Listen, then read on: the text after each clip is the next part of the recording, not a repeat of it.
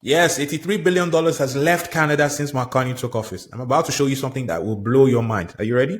Year to date, so in 2025, the Canadian stock market has actually outperformed the US stock market. In fact, it is almost double. Look at this. The TSX, so the Canadian stock market, is up 24% year to date, while the S&P 500, the US stock market, is only up 14%. Why does all this even matter? For me, it matters because I'm an investor. Beyond my retirement account, I'm actively investing in Canada by buying into Canadian businesses. It is always nice when these things go up, but also I recognize that not everybody is consciously involved in investing their paychecks.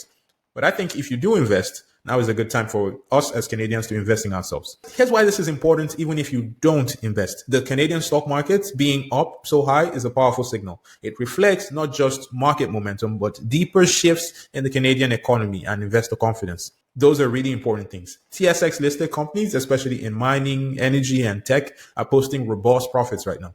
This suggests healthy demand, efficient operations, and global competitiveness. Mining is an interesting one. Canada hosts nearly 40% of the world's publicly listed mining companies. The sector directly employs 430,000 people.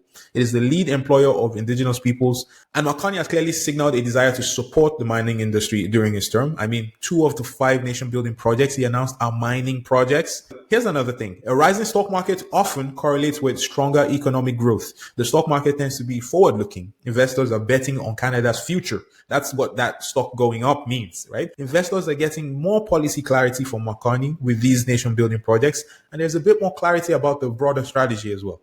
Here's a stat you would have seen Pierre Poilievre or some other conservative politician point to. The Honourable Leader of the Opposition. Well, Mr. Speaker, we'll go soft on him today because I know he's still recovering from surgery to have his elbows removed. Remember that promise, Mr. Speaker? Dancing around with his elbows in the air.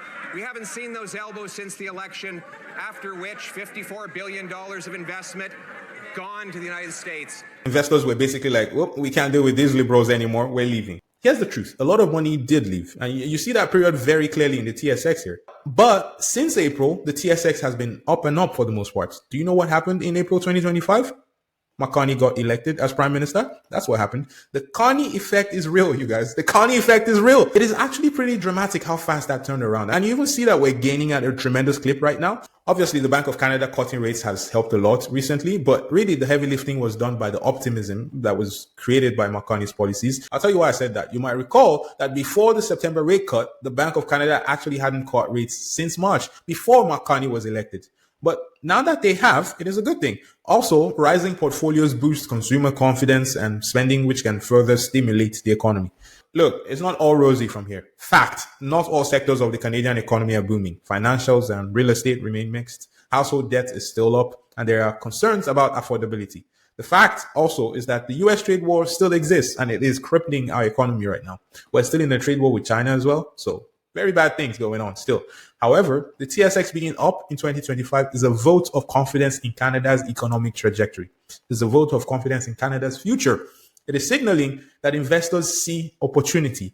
And here's the thing I've learned as a person that invests myself. If you really want a picture of how the economy is expected to perform in the future, just follow the greed of the wealthy corporations. These corporations will go where there is money to be had. That's all I'm saying. Let me know how you interpret this data. Are you optimistic about Canada's future? And if you're not, you tell me why you're not optimistic about Canada's future. I'm actually truly curious. It's all good if you're a Debbie Downer. It's all good. We love you as well. So get in the comments and subscribe if you're new to the channel. I'll see you next time. Take care, you guys.